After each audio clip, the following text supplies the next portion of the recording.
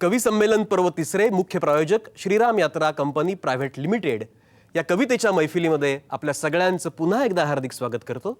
आपल्या अवतीभोवती नात्यांची इतकी गुंतागुंत सुरू असताना सख्खा भाऊ सख्ख्या भावाला विचारत नाही, बहीण बहिणीला विचारत नाही, नातेसंबंध पराकोटीला पोहोचलेले आहेत, विपरीत परिस्थिती सगळी दिसते आहे. अशा अवस्थेमध्ये घराला सांधून ठेवणारा आई नावाचा धागा जो आहे तो जपला पाहिजे. आणि याच संदर्भामध्ये प्रशांत मोरे नावाचे आमचे जे कवी मित्र आहेत, फार फार सुंदर पद्धतीने त्यांनी या नात्यांची सगळी घुसमट मांडलेली. ते असं लिहितात की कुठेतरी भेटलेले जीव जिव्हाळ्याचे झाले, कुठेतरी भेटलेले जीव जिव्हाळ्याचे झाले, घरातले ओळखीचे किती दूर दूर गेले. तर घरातले ओळखीचे दूर होत चाललेत, पण परकी माणसं मात्र आपली होतात. आणि मग तो गोतावळा सगळा जो होतो तो आपल्या आंतरिक धाग्यांनी बळकट झालेला असतो. आणि अशी आंतरिक धागे, असे आंतरिक धागे सगळे जे आहेत ते बळकट करू पाहणारी खरं म्हणजे कविता असते. याची साक्ष सतीश सोळंकीकर यांच्या कवितेतनं तुम्हाला पटलेलीच असेल. हाच सगळा कवितेचा सगळा जो सूर आहे, यातला सूर आहे, तो पुढे नेण्यासाठी पुन्हा एकदा मी विनंती करणार आहे मंगेश विश्वासराव यांना की त्यांनी आपली एक वेगळी रचना आपल्यासमोर पेश करावी. मंगेश विश्वासराव. मला वाटतं वेगळे आहे, ठरवायचं आहे तुम्ही, कारण कवितेचं नावच असं आहे, कवी कधीच म्हातारा होत नाही. चुरगाळत नाही कवीची त्वचा, तो कधीच म्हातारा होत नाही. बदलत राहते त्याच्या भोवतीची दुनिया, हतबल होतो काळाचा पोलादी पंजाही, कवी कधीच म्हातारा होत नाही. कवी असतो सिंहासारखा, कवी असतो सिंहासारखा उसळत्या आयाळीचा, डरकाळी फोडून शांततेची त्रिखंडात फिरवतो द्वाही, कवी कधीच म्हातारा होत नाही. तो कधीच आत्महत्या करत नाही, कवी कधीच आत्महत्या करत नाही. तो देतो मुळे रोवण्याची प्रेरणा खडकावर पडलेल्या जीवांनाही. कवीच्या अंगावरच्या एकेका केसाला, कवीच्या अंगावरच्या एकेका केसाला असतात हजारो पांढरी अस्वले लोंबकळत. तुम्ही विचारलं त्याला म्हातारपणाबद्दल, तुम्ही विचारलं त्याला म्हातारपणाबद्दल, तो होतो तरुणाबांड त्रिकाला बाधित दरवेशीही, कवी कधीच म्हातारा होत नाही. कवी काढतो खिशाचा पेन, कवी काढतो खिशाचा पेन बंदुकीच्या दस्त्यासारखा. वा वा वा वा वा. कवी काढतो खिशाचा पेन बंदुकीच्या दस्त्यासारखा आणि घुसतो बुडबुडेंच्या बेफाम गर्दीत. तेव्हा अनेक गोळीबंद कविता त्याच्या मागून देत असतात तुम्हा आम्हाला प्रजासत्ताकाची ग्वाही, कवी कधीच म्हातारा होत नाही. कवी घेतो गिरक्या स्वतःभोवती, कवी घेतो गिरक्या स्वतःभोवती, त्याच्या भोवती तयार होतात कैक चंद्रांची भ्रमणकक्षाही, कवी कधीच म्हातारा होत नाही.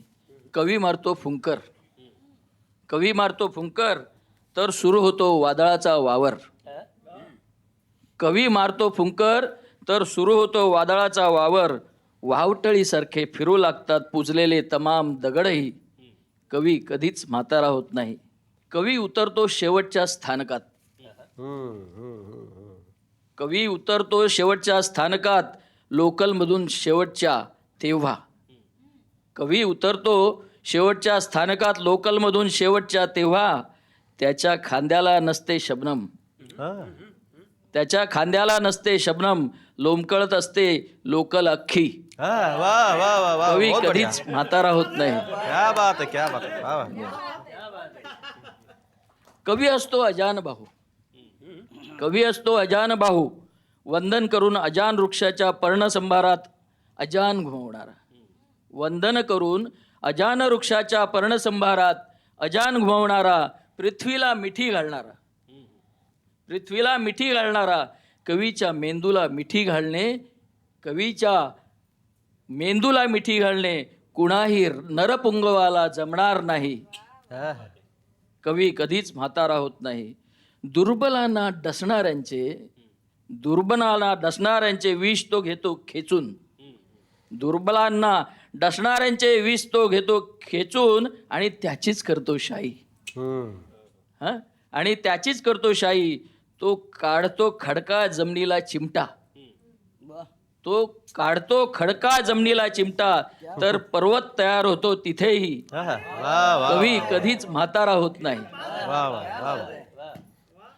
तो घेतो एकेका ढगाचं पोतं पाठीवर. तो घेतो एकेका ढगाचं पोतं पाठीवर आणि टाकतो कोरड्या ठाक नद्या तलावात. आणि टाकतो कोरड्या ठाक नद्या तलावात. त्याच्या हादऱ्याने पुन्हा सांधली जाते भेगाळलेली भुई ही. कवी कधीच म्हातारा होत नाही. कवी कधीच म्हातारा होत नाही. वा वा वा वा वा वा वा. पुढची कविता आपल्या समोर पेश करण्यासाठी मी पुन्हा एकदा संदीप जगतापला विनंती करणार आहे की एक वेगळी कविता आपल्या रसिकांसमोर पेश करावीस.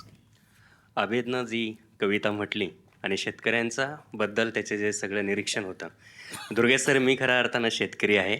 मी हंगामी शिक्षक आहे, त्याला मी हमाली शिक्षक असं म्हणतो. म्हणजे जोपर्यंत मुलं शाळेत येतात तोपर्यंत आम्हाला बोलावतात, पोरं घरी गेले का आम्हालाही काढून देतात असा. आणि म्हणून माझा व्यवसाय शेतीचा आहे.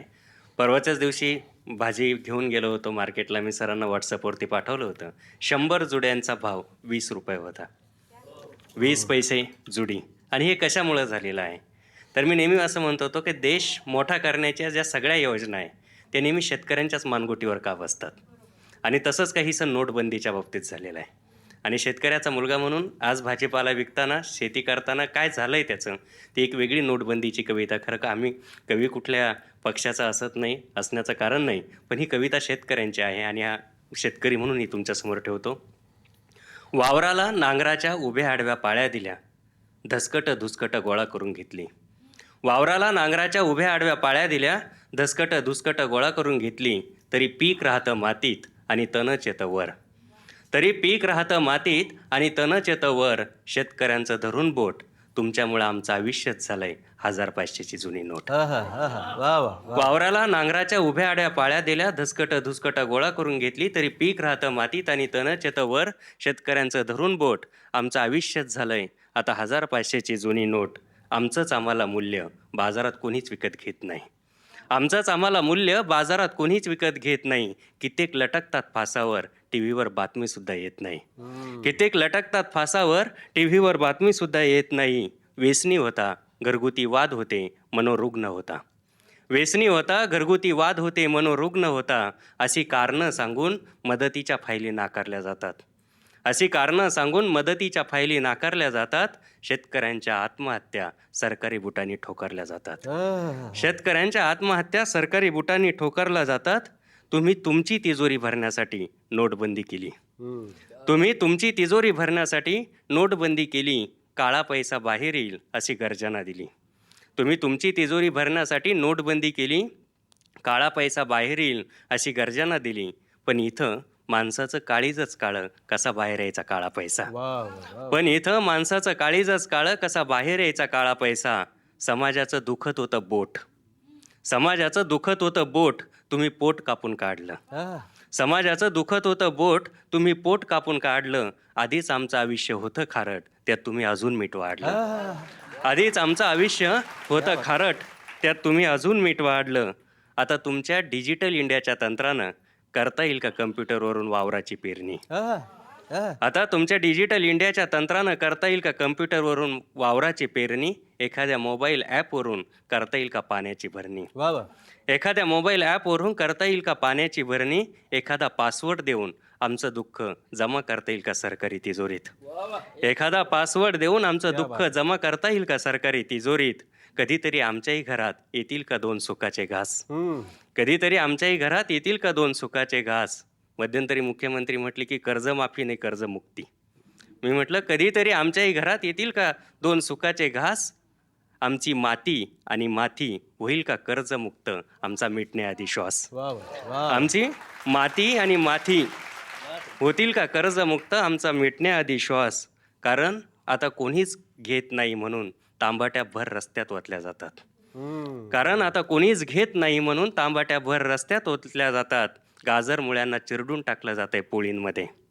गाजर मुळ्यांना चिरडून टाकलं जातंय पोळींमध्ये. आणि कांदा तर तुम्ही आमच्यासारखाच सडवलाय चाळीमध्ये. वा. आणि कांदा तर तुम्ही आमच्यासारखाच सडवलाय चाळीमध्ये. शेपू मेथीच्या भाजीला जनावरं सुद्धा खात नाही. शेपू मेथीच्या भाजीला जनावरं सुद्धा खात नाही. ऊस वाढून आडवा पडलाय, कुठलाच कारखाना नेत नाही. शेपू मेथीच्या भाजीला जनावरं सुद्धा खात नाही. ऊस वाढून आडवा पडलाय, कुठल्याच कारखाना नेत नाही. कोबी फ्लावरच्या भरेल वावरात जेव्हा रोटर फिरत असतो, कोबी फ्लावरच्या भरेल वावरात जेव्हा रोटर फिरत असतो, तेव्हा शेतकऱ्यांच्या स्वप्नाच्या चिंधड्या उडत असतात. आणि महागाई दर खाली आल्याच्या टी व्हीवरच्या बातम्या तेव्हा आमच्यावर स्टेनगनसारख्या धडधडत असतात. महागाई दर खाली आल्याच्या टी व्हीवरच्या बातम्या तेव्हा आमच्यावर स्टेनगनसारख्या धडधडत असतात. या तळतळणाऱ्या हिरव्या पिकांची शपथ घेऊन सांगतो तुम्हाला, या तळतळणाऱ्या हिरव्या पिकांची शपथ घेऊन सांगतो तुम्हाला, तुम्ही नोटा थोड्याच बंद केल्या, काही दिवसासाठी का होईना शेतकऱ्यांच्या जगण्याच्या वाटाच बंद केल्या. तुम्ही नोटा थोड्याच बंद केल्या, काही दिवसासाठी का होईना शेतकऱ्यांच्या जगण्याच्या वाटाच बंद केल्या. सुखाचं स्वप्न दाखवून तुम्ही आमच्या हिरव्या वावरात विहीर खोदली. सुखाचं स्वप्न दाखवून तुम्ही आमच्या हिरव्या वावरात विहीर खोदली. पण दुःखच घेऊन आली वरती मोठ. तुमच्यामुळे आमचं आयुष्यच झालंय 1500ची जुनी नोट, 1500ची जुनी नोट, 1500ची जुनी नोट. काय गंमत झाली बा की त्या 8 नोव्हेंबरला रात्रीतनं घोषणा झाली की आता 500 आणि 1000च्या नोटा म्हणजे आता याच्या पुढे फक्त कागद का पन्ना, फक्त कागदाचा एक तुकडा राहतील. आणि मग असं जेव्हा आपले पंतप्रधान म्हणाले तेव्हा स्वाभाविकपणे माझ्यातला जो कवी होता तो थोडासा असा जागा झाला. आणि मग हायकूच्या स्वरूपामध्ये त्याच्यावरची जी प्रतिक्रिया आहे ती अशी आली: रात्र सरली, रात्र सरली कशी बदचलन, रात्र सरली कशी बदचलन, नोट ठरली. तर बदचलन नोट ठरणं आणि हा रात्रीतला विषय आहे, त्याच्यामुळे हा फार संदर्भ वेगळा आहे. ही सगळी गंमत आहे. आणि हाच सगळा नोटबंदीचा जो धागा आहे तो राधिकाच्या सुद्धा एका गझलमध्ये आलेला आहे. मी राधिकाला विनंती आता करणार आहे की तिने ती गझल आपल्यासमोर पेश करावी. राधिका फराटे. मी माझी गझल घेण्या अगोदर थोडंसं सांगू इच्छिते माझ्या लिखाणाबद्दल. गावाकडचं एकंदरीतच वातावरण असं आजही की मुलगी वयात आली तर तिच्यापेक्षा त्याचं वय किती आहे हे आजही पाहिलं जात नाही. चांगलं स्थळ आहे, द्या लग्न लावून. असं काहीसं वातावरण होतं. ही खूप आधीची गोष्ट आहे. आणि घरंदाज वगैरे जो काही प्रकार होता त्यामुळं एकंदरीत असं होतं की मुलींनी हसायचं नाही, पुढे पुढे करायचं नाही, बोलायचं नाही. माणसांमध्ये वावरण्याचा तर विषय फार लांबचा. त्यावेळेस व्यक्त होणं हे माहीत नव्हतं. आणि मी असंच काहीतरी वास्तविक जे अनुभव आलेले आहेत ते लिहायचं, ते पान फाडायचं आणि ते टाकून द्यायचं. आणि त्या चिटोऱ्या आई माझी गोळा करून ठेवायची. काही काळानंतर ज्यावेळेस त्या चिटोऱ्या माझ्याच हातात भेटल्या त्यावेळेस वाटलं की अरे ही तर आई आहे. आणि तेव्हापासून हे काहीतरी वेगळं आहे हे आईनं जाणीव करून दिली. आणि त्याच्यामुळं आजची कविता आहे माझ्याबरोबर. पण त्याचबरोबर लग्न झाल्यानंतर माझ्या लेखणीला जिवंत ठेवण्याचं काम माझ्या मिस्टरांनी केलेलं आहे. उशिरा का होईना आज ते इथं आलेले त्या कार्यक्रमामध्ये. तर त्यांच्यासाठी म्हणून मी एक शेर घेईन गझलच्या आधी. कधी पाया कधी छप्पर, कधी तू भिंतही होतो. कधी पाया कधी छप्पर, कधी तू भिंतही होतो. तुझ्या अंगामध्ये इतके सख्याबळ कोठून येते. आता सांभाळते आहे मनाशी आकृती कोरी. हा तुमच्यासाठी नाहीये. आता सांभाळते आहे मनाशी आकृती कोरी. तुझी तर सावली सुद्धा मुखवटा लावून येते. संदर्भ आईचा निघाला म्हणून आईसाठी एक. आजही असंच करते ती गावी गेल्यावर की भाकरी घेऊनी दृष्ट काढायची. भाकरी घेऊनी दृष्ट काढायची. पाहता भाकरी माऊली आठवे. कोणता घाम अन कोणती आसवे. वा वा वा वा. माझी गझल घेते. नको आवाज देऊ तू, आता कोमात आहे मी. नको आवाज देऊ तू, आता कोमात आहे मी. जगाच्या सोड माझ्याही कुठे ध्यानात आहे मी. वा वा वा वा. नको आवाज देऊ तू, आता कोमात आहे मी. जगाच्या सोड माझ्याही कुठे ध्यानात आहे मी. जगाला समजूनी गेले कुण्या वेडात आहे मी. जगाला समजूनी गेले कुण्या वेडात आहे मी. तुला समजत कसे नाही, तुझ्या प्रेमात आहे मी. वा वा वा. तुझ्या धमक्या पुरे झाल्या, मुळी मी घाबरत नाही. तुझ्या धमक्या पुरे झाल्या, मुळी मी घाबरत नाही. करायाचे हवे ते कर, तुझ्या गावात आहे मी. वा वा वा वा वा. तुला समजत कसे नाही, तुझ्या प्रेमात आहे मी. व्यथेचा रंग घेऊनी पुरेपूर रंगले मीही. व्यथेचा रंग घेऊनी पुरेपूर रंगले मीही. कसे तू वेगळे करशील, अरे दुःखात आहे मी. तुला समजत कसे नाही, तुझ्या प्रेमात आहे मी. नोटाचा विषय. हजाराच्या तुझ्या नोटा कधीच्या बंदही झाल्या. हजाराच्या तुझ्या नोटा कधीच्या बंदही झाल्या. मला चिल्लर समजला तू, तरी चलनात आहे मी. वा वा वा वा. क्या बात, क्या बात. वा वा. शेर मुकर्रर करत आहात. हजाराच्या तुझ्या नोटा कधीच्या बंदही झाल्या. हजाराच्या तुझ्या नोटा कधीच्या बंदही झाल्या. मला चिल्लर समजला तू, तरी चलनात आहे मी. वा. तुला समजत कसे नाही, तुझ्या प्रेमात आहे मी. पहारा थांबला केव्हा तुझ्या भेटीत श्वासांचा. नाजूक आबेद. पहारा थांबला केव्हा तुझ्या भेटीत श्वासांचा. कशी ना पापणी लवली कुण्या नादात आहे मी. पुढे तुझ्या एका कटाक्षाने तडे गेले हयातीला. बहुत खूप. तुझ्या एका कटाक्षाने तडे गेले हयातीला. पुन्हा येऊ नको स्वप्नी, जुन्या वादात आहे मी. क्या बात है. बहुत बढ़िया. तुला समजत कसे नाही, तुझ्या प्रेमात आहे मी. शेवटचा शेर. तुझ्या प्रत्येक प्रश्नाची उकल देईन मी दुनिये. तुझ्या प्रत्येक प्रश्नाची उकल देईन मी दुनिये. समीकरणात आहे ना, जरी कंसात आहे मी. वाह वाह वाह वाह वाह वाह. क्या बात है, क्या बात, क्या बात. बहुत बढ़िया. तुझ्या प्रत्येक प्रश्नाची उकल देईन मी दुनिये. समीकरणात आहे ना, जरी कंसात आहे मी. तुला समजत कसे नाही, तुझ्या प्रेमात आहे मी. वाह. जगाच्या सोड माझ्याही कुठे ध्यानात आहे मी. क्या बात, क्या बात. धन्यवाद. फार सुंदर. म्हणजे पहा की कशा पद्धतीने गझल सुद्धा वेगवेगळे आशय विषय घेऊन आपल्या समोर येत जाते. जो संदर्भ खरं म्हणजे नोटाबंदीचा आला, जो संदर्भ इतर नात्यांच्या संदर्भातला आला, फार महत्त्वाचं होतं. काही शेर त्यातले नाजूक होते आणि मला पुन्हा हायकूची आठवण झाली वागवे सर, की कसं असतं पहा की सले अजून जखम खोलवर. सले अजून जखम खोलवर पत्रामधून. या पत्रामधून अनेक अशा छान छान गोष्टी आपल्या जुन्या या आपण जपलेल्या असतात. तो सगळे संदर्भ त्याच्यामध्ये असतात.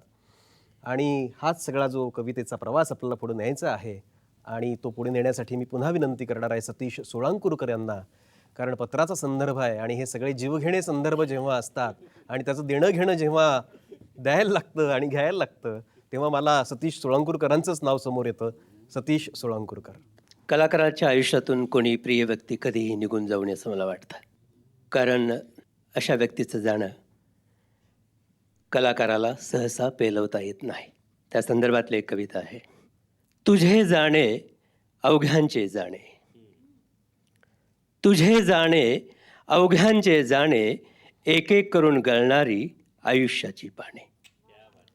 तुझे जाणे अवघ्यांचे जाणे, एक एक करून गळणारी आयुष्याची पाने. तुझे जाणे म्हणजे दुष्काळात उठून गेलेला गाव. तुझे जाणे म्हणजे दुष्काळात उठून गेलेला गाव, नदीच्या मध्यभागी बुडालेली शाळकरी पोरांची नाव. तुझे जाणे म्हणजे दुष्काळात उठून गेलेला गाव, नदीच्या मध्यभागी बुडालेली शाळकरी पोरांची नाव. तुझे जाणे म्हणजे पाऊस ऐन पेरणीच्या हंगामात निघून गेलेला. तुझे जाणे म्हणजे पाऊस ऐन पेरणीच्या हंगामात निघून गेलेला, बाबळीचा काटा कोकिळेच्या कंठात अडकलेला. तुझे जाणे म्हणजे पारध्याने जखमी केलेली पंख तुटकी घार.